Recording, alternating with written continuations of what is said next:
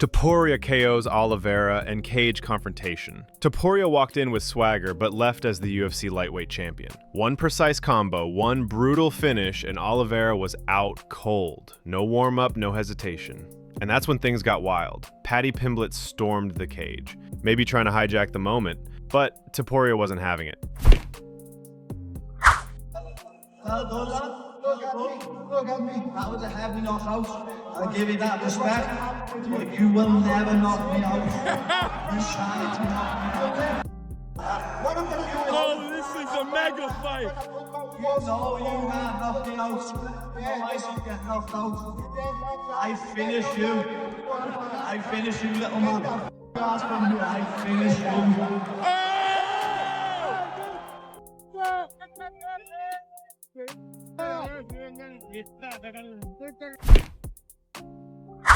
Arman Tsarukyan immediately posted that it should have been him in there and claimed Topuria is avoiding the real #1 contender. Cejudo, on the other hand, called Topuria the biggest superstar in MMA right now. Brendan Schaub simply said, "Told you, Topuria is special. This wasn't just a win, it was a warning, and now the whole division is on edge." Joshua Van beats Royval, calls for title shot. Joshua Van just fought at UFC 316. Barely a few weeks later, he returned and took out the #1 flyweight contender, Brandon Royval. A clean, unanimous decision, and another massive statement. He didn't just win, he survived a war, and when the dust settled, he called for Pantoja next. The reactions were instant. Diego Lopez said it was an excited, amazing fight. Kevin Holland called Van the truth. Chris Weidman, surprised, couldn't believe he's only 23. And Van? It's amazing. It's amazing, you know, getting a win over a guy like Royval. It's crazy, you know what I mean? But then the face-off with the champion, you know what I mean? It was good too. So we just gonna have to find out. Yes, I know he was a tough guy, but I thought I was gonna finish him in the second round or in the third round. But man, that guy's tough. You know what I mean? They always, not just in the fighting ways, but like they just my mentor in life. You know what I mean? So this whole week, man, it's just been fun. You know, we just having fun right now. Like, they gonna make fun of me on our way back to the hotel, you know, how I get caught with punches and things like that. So I'm ready for it. my faith, you know what I mean? Knowing God is with me. It's just confidence. All these guys that fought him, they fought him nervous or scared, or not scared, because no fighter is scared of other fighters. But I think they fight him, they give him too much respect. You know what I mean? Which I'm not gonna do. You know what I mean? I respect him as a man, but in that case, I will not show no respect. So that's what you guys gonna see. Joshua Van is one of a kind. You know what I mean? So the new era is fighting. Man, this, like I said, you know, we was gonna take over this year. So this is the year, you know what I mean? So hopefully the champ is ready before the year end, and then we can run.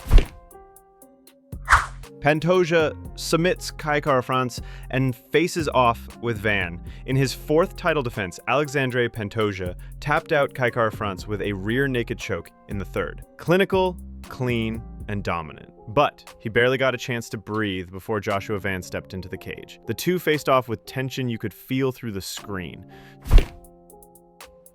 Cejudo suggested that if Pantoja beats Van, he should move up and challenge Merab at bantamweight. Mayhem Miller, though, wasn't convinced Van was ready, and others questioned whether the UFC was pushing him too fast. Either way, the matchup feels inevitable. Old guard versus new blood. Pantoja's patience versus Van's pressure. It might just headline a card before the year is over. Peyton Talbott bounces back, calls out Yanez after a tough start to the year.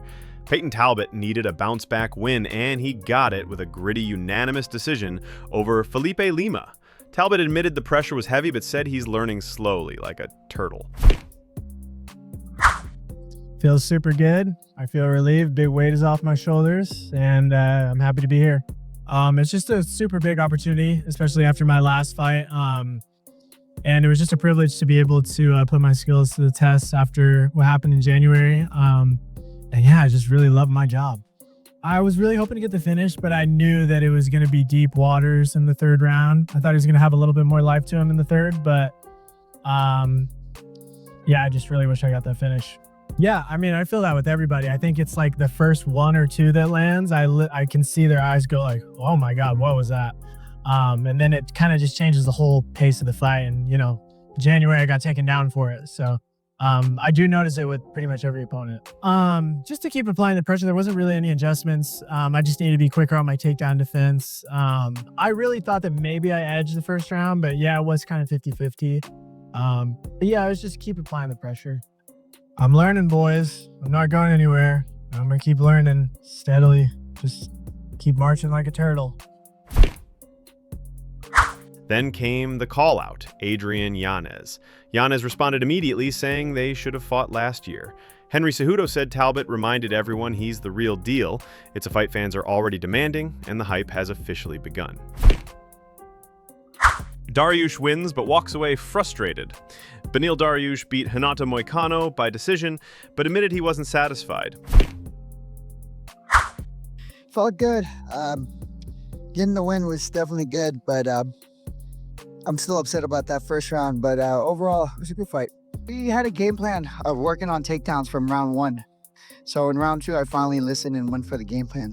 I knew I could take him down, and I knew I was a better grappler, but for some reason, I got comfortable in the first round just striking, and I felt really, really sharp until I got dropped. I mean, I'm glad to see I still have that dog in me, but it was not the performance I wanted. I mean, I definitely watched less tape because of it, but no, it's not difficult. Getting prepped to fight is what I love. You might have to give her the mic. She might take it for the, yeah, she's not having it. But yeah, no, it wasn't difficult as far as that. I just didn't want to watch any more tape. That was the most difficult part. Somebody ranked higher. That's all I ask. Somebody ranked higher. I want to perform better. I want to be a champion, and that's my desire, just to work harder and get better. I think sooner is better. This was a long layoff, and maybe a little bit my timing wasn't the best. Gilbert Burns called the fight solid, but said he missed Dariush's usual fire. Tatiana Suarez and RDA congratulated him, while Dariush kept his focus on improving. He wants someone ranked higher next. His mission is simple: climb back into title contention. And with Islam Makhachev still without a confirmed next opponent, don't count Dariush out just yet.